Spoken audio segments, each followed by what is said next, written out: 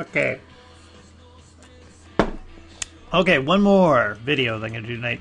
I just want to go in and I want to put in bones. Here, let's go and get rid of this thing. Let's put two on side by side. Flip that to the right view. Okay, and I believe I previously measured this already. I almost feel like moving the shoes a little bit so they're standing right on the grid. But I'm going to live with it for now. Okay, so I got all this and I'm happy and I know it. I'm just going to hit 4. And I'm going to go switch from modeling to rigging. And in here I'm going to go to the skeleton. I'm going to go to the create joints tool. Reset tool. Anything I want to change. I don't like the variable bone radius, so I'm going to turn that off. I don't care about that stuff for right now. I think we should be okay. Usually it's the back that this becomes a bit of a problem on. But I'm going to try to keep this really, really simple. So I'm going to go in here. I'm going to figure out where the center of gravity should be. So we'll call it right there-ish. Okay. My joint is looking a little small. I'm going to go to display, animation, and how did it affect it? Okay, whatever, joint size. I'm just going to make my joint a little bit bigger. Because I turned off the variable bone radius, they're all going to be specifically about the same size. And I'll put in a pelvis here. And let's go and put in a hip. So the hip is going to be here. Kind of hard to see what the hell I'm doing. Let's go and put it over here so I can kind of see. Okay, so I don't want it too close to the crotch. I want that.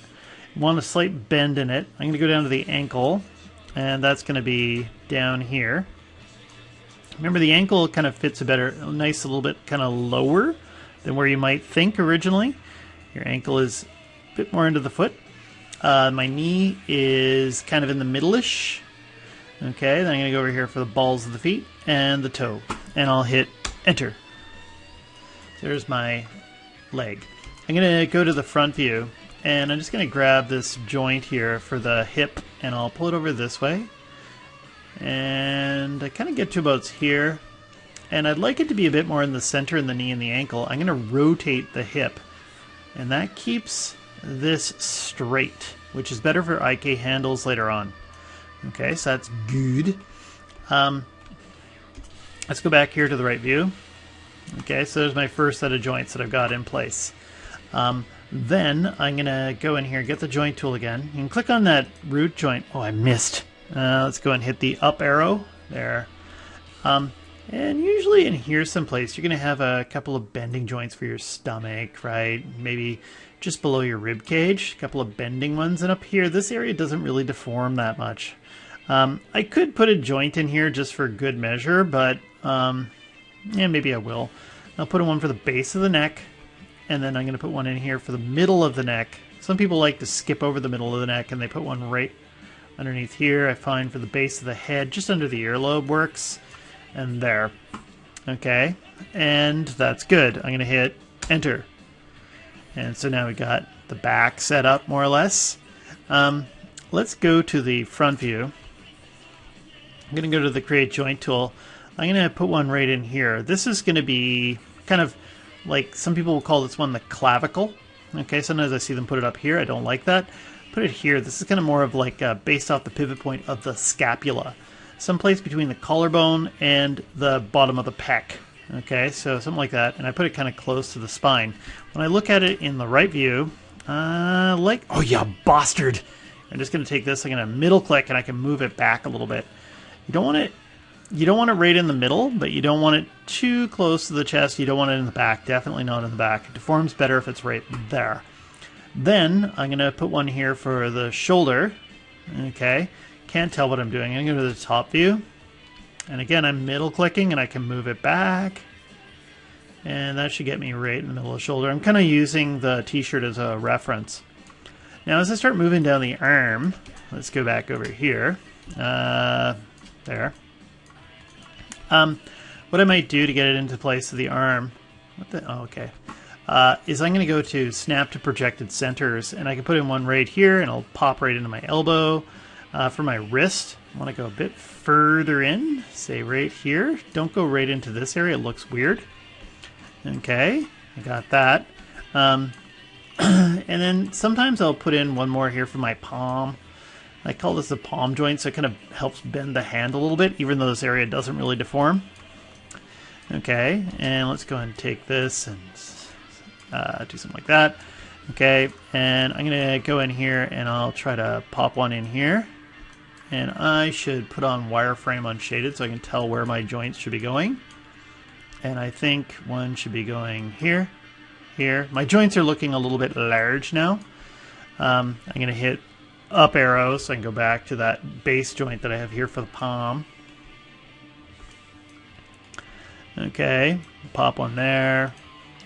And I kind of know where these should bend, and you can see they're all lining up after they get placed. As they get placed, they kind of go into a strange orientation. And there, there, there. Just hitting the up arrow, get my pinky in place. Okay, and hopefully that goes into place. Up, up, up, up, up. And your thumb, it's a little bit different than you might think. I go here to the wrist. There. And we'll put one right in here. Where's that thumb bit bend right, say there-ish. And another one there. And I'll hit enter. And there, I got my arm all in place.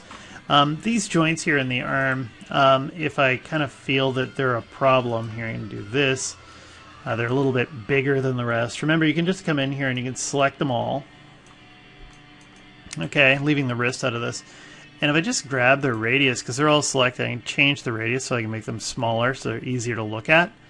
And the same thing, I might do something like that to, say, the root here. Just by itself, the root will make that one a bit bigger so it's a bit more obvious. One more joint I got to worry about, because my character doesn't have like a sleeve on, a long sleeve shirt. I probably have to worry about this ulna and radius kind of dilemma here. So I'm just going to select this. I'm going to go and I'm going to use the insert joint tool, and I click on this joint and I drag, and it puts a joint directly in the middle.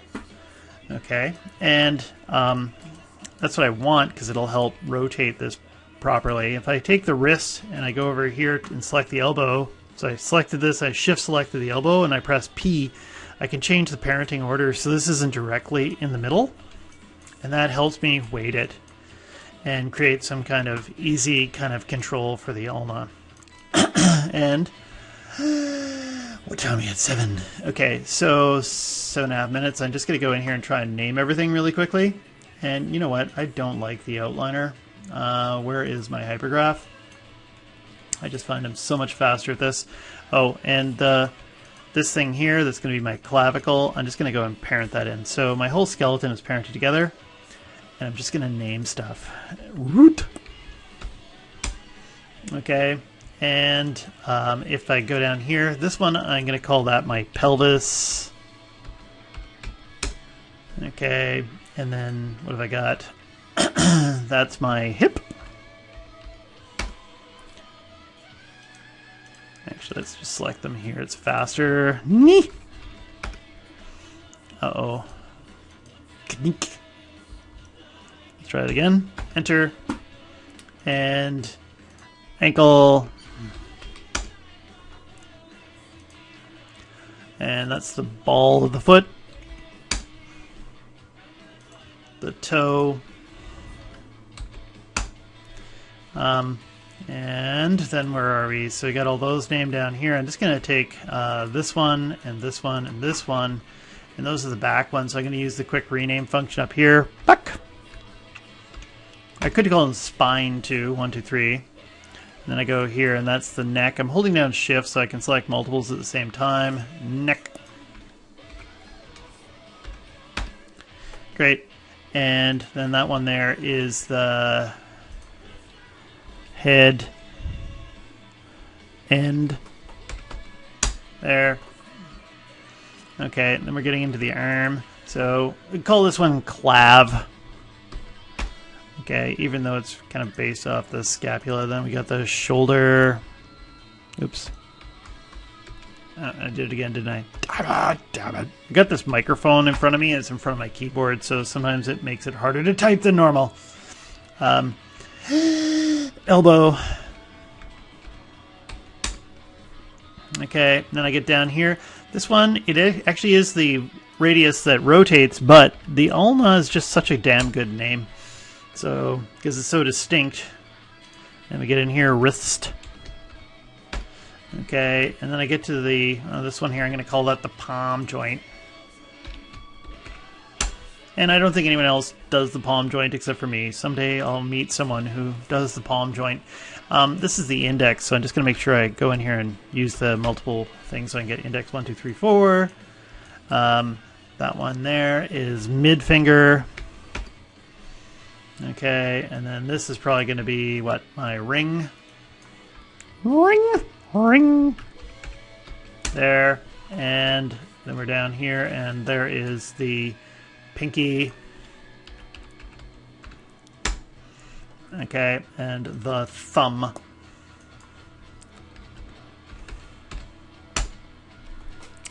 Holy cow, I named those fast. I'm just going to grab this clavicle joint, and then I'm going to go to modify. I'm going to go to prefix hierarchy names. I'm going to use capital L underscore, and that puts capital L's under everything in the arm. And I'll grab the hip and do the same thing. Modify prefix hierarchy names, capital L underscore. And that makes my life good. Then I'm just going to take this joint here for the hip, and if I go to skeleton, there's a mirror joint option. And if everything's lined up properly, it's going to be the YZ, so it's going to flip it across X. I don't know who thought this behavior up here for mirror across. Search for capital L underscore, and then you can replace with capital R underscore, and when I hit apply, it pops it to the other side. Remember, I'm selecting the hip. When I go up here, I'm going to select the clavicle. I'm going to do the same thing. Boop! And we're done. And so I've just made the skeleton for my character really lickety-split. Remember, if you need to move any joints for whatever reason, if you need to move it without moving the parent, you can just go in. If you hold down D, you can move this and the children will stay put. But those are fine where they are. And I'm going to stop this here.